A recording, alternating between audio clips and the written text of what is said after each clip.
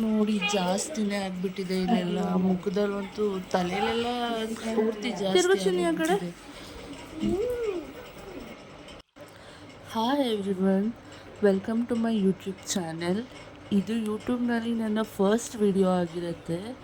ಹಾಗಾಗಿ ಏನಾದರೂ ಮಿಸ್ಟೇಕ್ಸ್ ಇದ್ದರೆ ಅಥವಾ ಏನಾದರೂ ಕರೆಕ್ಷನ್ಸ್ ಮಾಡ್ಕೋಬೇಕು ಅಂತ ಅಂತಿದ್ರೆ ನೀವು ನನಗೆ ಕಮೆಂಟ್ಸಲ್ಲಿ ತಿಳಿಸ್ಬೋದು. ಹಾಗೆ ಇವತ್ತು ನಾನು ಏನು ಶೇರ್ ಮಾಡ್ತಾಯಿದ್ದೀನಿ, ಇದು ನನ್ನ ಫಸ್ಟ್ ವಿಡಿಯೋ ಆಗಿರೋದ್ರಿಂದ ಜಸ್ಟ್ ಬೆಳಗ್ಗೆ ನನ್ನ ರುಟೀನ್ ಏನಿರುತ್ತೆ ಅದು. ಹಾಗೆ ಇನ್ನೊಂದು ಇಂಪಾರ್ಟೆಂಟ್ ಏನಂದರೆ, ನನಗೆ ನಿಮ್ಮಿಂದ ಒಂದು ಸೊಲ್ಯೂಷನ್ ಬೇಕು, ಸಜೆಷನ್ ಆರ್ ಸೊಲ್ಯೂಷನ್ ಏನಾದರೂ ಅಂದ್ಕೊಳ್ಳಿ. ಏನು ಅಂತ ತಿಳ್ಕೊಳ್ಳೋದಕ್ಕೋಸ್ಕರ ವಿಡಿಯೋ ಪೂರ್ತಿ ನೋಡಿ. ಅದು ತುಂಬ ಇಂಪಾರ್ಟೆಂಟ್. ನನಗೆ ಫಸ್ಟ್ ಟೈಮ್ ಆಗಿರೋದ್ರಿಂದ ನಾನು ನಿಮಗೇ ಕೇಳ್ತಾ ಇದ್ದೀನಿ. ಹಾಲು ಕಾಯಿಸಿ ನನ್ನ ಮಗಳಿಗೆ ಕೊಟ್ಟು, ಹಾಗೆ ಮನೆಯವ್ರಿಗೆಲ್ಲ ಟೀ ಮಾಡಿಟ್ಟು ತಿಂಡಿಗೆ ರೆಡಿ ಮಾಡಿಕೊಡ್ತಾ ಇದ್ದೀನಿ. ಆ್ಯಂಡ್ ಬಿಸಿನೀರಿಗೆ ಒಂಚೂರು ಅರಿಶಿನ ಉಪ್ಪು ಹಾಕಿ ಹೂಕೋಸನ್ನು ಒಂದು 15 ಮಿನಿಟ್ಸ್ ಅದರೊಳಗೆ ಹಾಕಿಬಿಡ್ತೀನಿ. ಬಿಕಾಸ್ ಏನೇ ಇನ್ಸೆಕ್ಟ್ಸ್ ಇದ್ದರೂ ಹುಳಗಳಿದ್ರು ಹೊರಟೋಗ್ಲಿ ಅಂತ. ಆ್ಯಂಡ್ ಇವತ್ತು ತಿಂಡಿಗೆ ಸಿಂಪಲ್ಲಾಗಿ ಒಂದು ವೆಜಿಟೇಬಲ್ ಪಲಾವ್ ಮಾಡಬೇಕು ಅಂತ ಅಂದ್ಕೊಂಡು ಎಲ್ಲ ಪ್ರಿಪೇರ್ ಮಾಡಿಕೊಡ್ತಾ ಇದ್ದೀನಿ. ಕ್ಯಾರೆಟ್, ಬೀನ್ಸ್, ಆಲೂಗಡ್ಡೆ ಈ ತರಕಾರಿಗಳನ್ನ ಯೂಸ್ ಮಾಡಿಕೊಂಡು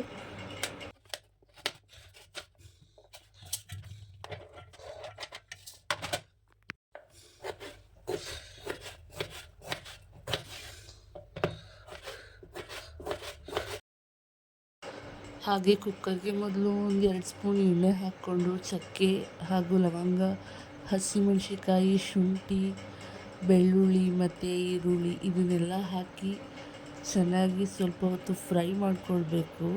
ಅದು ಸ್ವಲ್ಪ ಗೋಲ್ಡನ್ ಬ್ರೌನ್ ಆಗೋ ತನಕ ಫ್ರೈ ಆದಮೇಲೆ ಮತ್ತು ಸ್ವಲ್ಪ ಟೊಮೊಟೊ, ಒಂದು 2ರಿಂದ 3 ಟೊಮೊಟೊನ ಆ್ಯಡ್ ಮಾಡಿಕೊಂಡು ಅದನ್ನು ಕೂಡ ಚೆನ್ನಾಗಿ ಫ್ರೈ ಆಗೋ ತನಕ ಬಿಟ್ಟು, ನಂತರ ಒಂದು ಸ್ವಲ್ಪ ಒಣಮೆಣಸಿನ್ಕಾಯಿ ಮತ್ತು ಈರುಳ್ಳಿ ಇದನ್ನೆಲ್ಲ ಹಾಕ್ಕೊಂಡು ಚೆನ್ನಾಗಿ ಫ್ರೈ ಮಾಡಿ ಅದನ್ನು ಒಂದು ಮಿಕ್ಸಿ ಜಾರ್ಗೆ ಹಾಕ್ಕೊಂಡು ರುಬ್ಕೋಬೇಕು. ನಾನು ಮತ್ತೆ ಅದೇ ಕುಕ್ಕರಿಗೆ ಒಂಚೂರು ಎಣ್ಣೆ ಮತ್ತು ಪಲಾವ್ ಸಾಮಾನು ಏನೇನಿರುತ್ತೆ ನೋಡಿ, ಚಕ್ಕೆ, ಲವಂಗ, ಪಲಾವ್ ಎಲೆ, ಕಸೂರಿ ಮೇಥಿ ಇದನ್ನೆಲ್ಲ ಹಾಕ್ಕೊಂಡು, ಆಮೇಲೆ ಕಟ್ ಮಾಡಿಟ್ಕೊಂಡಂತಹ ತರಕಾರಿ ಹಾಗೆ ಉಪ್ಪು ಮತ್ತು ರುಬ್ಬಿರುವಂಥ ಮಸಾಲೆ ಇದನ್ನೆಲ್ಲ ಆ್ಯಡ್ ಮಾಡಿ, ಅಕ್ಕಿ ಹಾಕಿ ಎಷ್ಟು ಬೇಕೋ ಅಷ್ಟು ನೀರು ಹಾಕಿ ಒಂದು ವಿಷಲ್ ಹೊಡ್ಸಿದ್ರೆ ಸಿಂಪಲ್ಲಾಗಿ ಇರೋ ಟೇಸ್ಟಿಯಾಗಿರೋ ಪಲಾವ್ ರೆಡಿಯಾಗಿರುತ್ತೆ. ವಿತಿನ್ 15 ಮಿನಿಟ್ಸಲ್ಲೆಲ್ಲ ಇದನ್ನು ಮಾಡ್ಕೊಡ್ಬೋದು.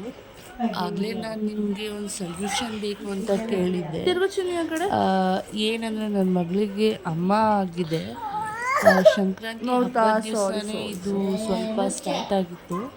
ಬಟ್ ಒಂದು 3-4 ಆಗಿದ್ದು, ಒಂದು 3 to 4 ಗುಳ್ಳೆಗಳಾಗಿತ್ತು ಅಷ್ಟೇ. ಮೇ ಬಿ ಅಲರ್ಜಿ ಅಂತಲೂ ನಾವು ಸುಮ್ಮನೆ ಆಗಿದ್ವಿ. ಬಟ್ ಇವಾಗಂತೂ ಜಾಸ್ತಿನೇ ಆಗೋಗಿದೆ. ಅದು ಜಾಸ್ತಿ ಆದಾಗಲೇ ಕನ್ಫರ್ಮ್ ಆಗಿದ್ದು. ಆ್ಯಂಡ್ ತುಂಬಾ ಸಿಕ್ಕಾಪಟ್ಟೆ ಜ್ವರ ಬಂದಿತ್ತು. ಹಾಗೆ ಅವಳಿಗೆ ಸಿಂಪಲ್ಲಾಗಿ ಸ್ನಾನ ಮಾಡಿಸಿದ್ವಿ. ಬೇವಿನ ಸೊಪ್ಪು, ಅರಿಶಿನ ಪುಡಿ ಎಲ್ಲ ನೀರಿಗೆ ಹಾಕಿ ಸ್ನಾನ ಮಾಡಿಸಿದ್ವಿ. ಬಟ್ ಅವಳು ಉರಿ ಅಂತ ಹೇಳ್ತಿದ್ಲು. ಹಾಗಾಗಿ ಇವತ್ತು ಬರೀ ಮೈನ ಒಂದು ಕಾಟನ್ ಕರ್ಚೀಫ್ನಲ್ಲಿ ಒರೆಸ್ತಾ ಇದ್ವಿ. ಆದರೂ ಕೂಡ ಸ್ವಲ್ಪ ಉರಿ ಉರಿ ಅಂತೆಲ್ಲ ಅಳ್ತಾ ಇದ್ಲು. ಬಟ್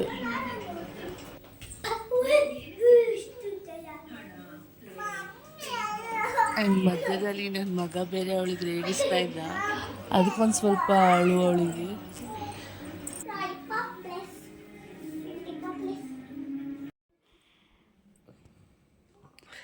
ನೋಡಿ, ಮುಖದಲ್ಲಂತೂ ನಿನ್ನೆ ಮೊನ್ನೆಗಿಂತ ತುಂಬಾ ಜಾಸ್ತಿ ಆಗಿಬಿಟ್ಟಿದೆ. ಆ್ಯಕ್ಚುಲಿ ಸಂಕ್ರಾಂತಿ ಹಬ್ಬದ ದಿವಸನೇ ಇದೆಲ್ಲ ಸ್ಟಾರ್ಟ್ ಆಯಿತು.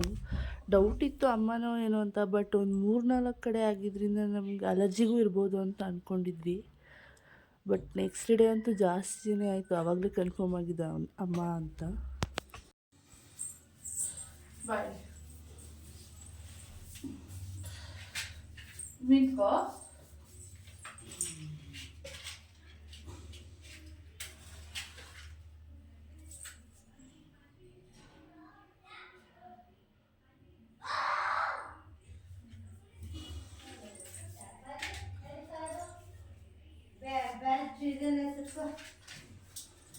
ಬೈತಾಳೆ. ಮಮ್ಮಿ ಎಲ್ಲ ಹೋಗ್ತಾ ಇದ್ದಾಳೆ.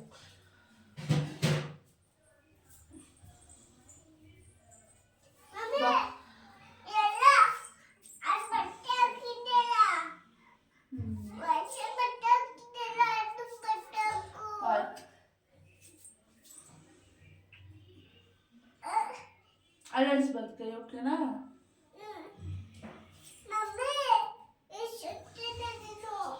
ಅದಕ್ಕೆ ಕೈ ಅಲ್ಲಾಡಿಸ್ಬಾರ್ದು.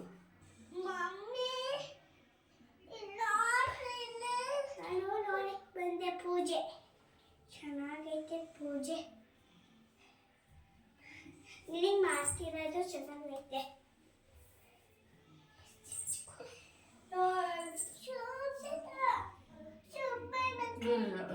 ಹಿಂದಕ್ಕೆ ಹೋಗು.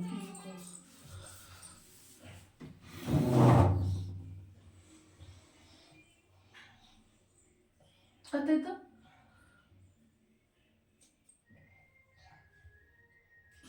ಅಂತೆಲ್ಲ ಮಾಡಬಾರ್ದು ಕೈ.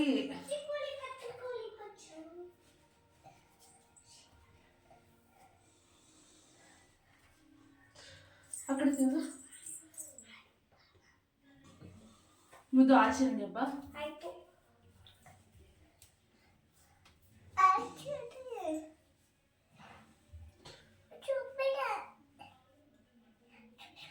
ಈ ಕಡೆ ತಿಂದು.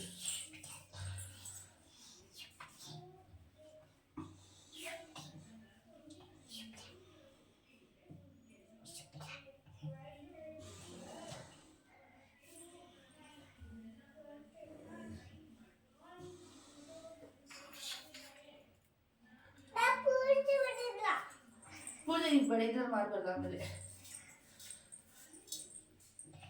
ನಮಸ್ಕಾರ ಮಾಡು ಹುಟ್ಟಿ. ನಮಸ್ಕಾರ ಮಾಡು.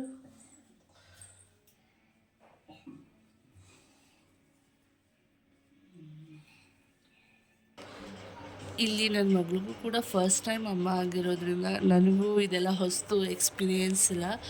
ಸೊ ನಮ್ಮ ಮನೇಲಿ ನಮ್ಮಮ್ಮ ಅಜ್ಜಿ ಏನು ಹೇಳಿದ್ರು ಹಾಗೆ ಪೂಜೆ ಮತ್ತು ಅವಳಿಗೆ ತುಂಬಿದ ಚಂಬಲಿ ಬೇವಿನ ಎಲೆ ಎಲ್ಲ ಸುತ್ತ ಚಂಬಿಗೆ ಸುತ್ತಬಿಟ್ಟು ದೃಷ್ಟಿ ತೆಗಿ ಅಂತೆಲ್ಲ ಹೇಳಿದರು. ಸೊ ಅದನ್ನೇ ನಾನು ಮಾಡಿದೆ ಅಷ್ಟೇ. ಬಟ್ ಬೇಗ ವಾಸಿ ಆಗೋದಕ್ಕೆ ಇನ್ನೂ ನಿಮ್ಮ ಕಡೆಯಿಂದ ಏನಾದರೂ ಸಜೆಷನ್ಸ್ ಇದ್ದರೆ ಖಂಡಿತ ಕಮೆಂಟ್ ಮಾಡಿ ತಿಳಿಸಿ. ತುಂಬ ಹೆಲ್ಪ್ ಆಗುತ್ತೆ ಬೇಗ ಹೀಲ್ ಆಗೋದಕ್ಕೆ ಅವಳಿಗೆ. ನೋಡಿ ಬೆನ್ನಲ್ಲೆಲ್ಲನೂ ಸ್ವಲ್ಪ ಜಾಸ್ತಿನೇ ಆಗ್ತದೆ, ಡೇ ಬೈ ಡೇ ಅವಳಿಗೆ ಜಾಸ್ತಿನೇ ಆಗ್ತಾ ಇದೆ. ಹೋಲಿಸ್ಕೊಂಡ್ರೆ ಅಮ್ಮ ಇವತ್ತು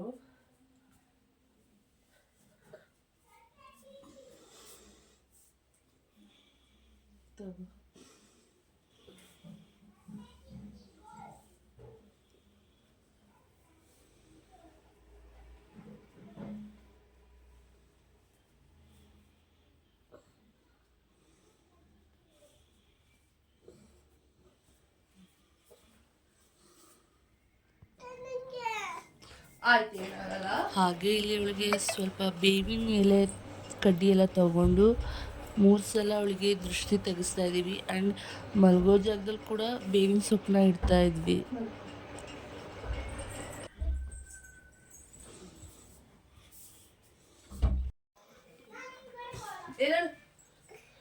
ಚಲ್ದಾ? ಪರವಾಗಿಲ್ಲ ಇದ್ದರು, ಪರವಾಗಿಲ್ಲ ಇದ್ದರು, ಚಲ್ದ್ರೆ ಒರೆಸ್ತೀನಿ, ಏನಾಗಲ್ಲ. ಇಲ್ಲ ಏನಾಗಲ್ಲ ಓಕೆ. ಕೈ ತೊಳಿಸ್ತೀನಿ ಆ ಮಾಡು.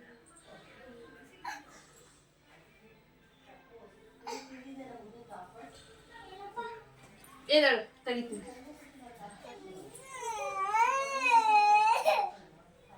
ಆಯ್ತು ಪರವಾಗಿಲ್ಲ ಎದ್ದೇಳು. ನಿಜ ಹೇಳಬೇಕಂದ್ರೆ ನನ್ನ ಮಗಳಿಗೆ ಅಷ್ಟೊಂದು ಅಮ್ಮ ಆಗಿ ಆ್ಯಂಡ್ ಫೀವರ್ ಅಂತೂ ಆಲ್ಮೋಸ್ಟ್ 104, 105 ಅಂತ ಇತ್ತು. ಅಷ್ಟೊಂದು ಫೀವರ್ ಇದ್ದು ಕಿರಿಕಿರಿ ಆಗ್ತಿದ್ರು ಕೂಡ ಅವಳು ನನಗೇನು ಅಷ್ಟೊಂದು ಇರಿಟೇಟ್ ಮಾಡಲಿಲ್ಲ. ಲೈಕ್ ತುಂಬ ಅಳೋದಾಗಲಿ, ತುಂಬ ಹಿಂಸೆ ಕೊಡೋದಾಗಲಿ ನನಗಂತೂ ನಿಜವಾಗ್ಲೂ ಅವಳು ಮಾಡೇ ಇಲ್ಲ. ಪಾಪ ಏನೇ ಆದರೂ ಸಹಿಸ್ಕೋತಾಳೆ. ಅವಳೇ ಸ್ವಲ್ಪ ಆದಷ್ಟು ತುಂಬ ಚೆನ್ನಾಗಿ ಆಟ ಆಡ್ಕೊಂಡಿರೋದಕ್ಕೇ ಟ್ರೈ ಮಾಡ್ತಿರ್ತಾಳೆ ಅವಳು, ಅಷ್ಟು ಫೀವರ್ ಇದ್ರೂ ಕೂಡ. ಮಲ್ಕೋ ನೋಡಿ ಸಂಜೆ ಅಷ್ಟೊತ್ತಿಗಂತೂ ಉಬ್ಬಲಿ, ಹಾಗೆ ಕಿವಿ ಒಳಗೆ ತಲೆಯಲ್ಲಂತೂ ಸಿಕ್ಕಾಪಟ್ಟೆನೇ ಜಾಸ್ತಿ ಆಗಿಬಿಟ್ಟಿತ್ತು. ಅವಳಿಗೆ ಎಲ್ಲಿ ಮುಟ್ಟಿದ್ರೂ ಕೂಡ ನನಗೆ ಮುಟ್ಟಬೇಡ, ಇಲ್ಲಿ ಮುಟ್ಟಬೇಡ, ಅಲ್ಲಿ ಮುಟ್ಟಬೇಡ, ಎತ್ಕೋಬೇಡ, ಗುಳ್ಳೆ ಟಚ್ ಆಗುತ್ತೆ, ನೋವುತ್ತೆ ಅಂತ ಹೇಳ್ತಾಯಿದ್ಲು. ತಲೆ ಕೂಡ ಅವಳು ಮುಟ್ಟಿಸ್ಕೊತಾ ಇರಲಿಲ್ಲ, ಯಾರ ಹತ್ರನೂ ಏನು ಮುಟ್ಟಿಸ್ಕೊಳ್ತಾನೆ ಇರಲಿಲ್ಲ ಅವಳು.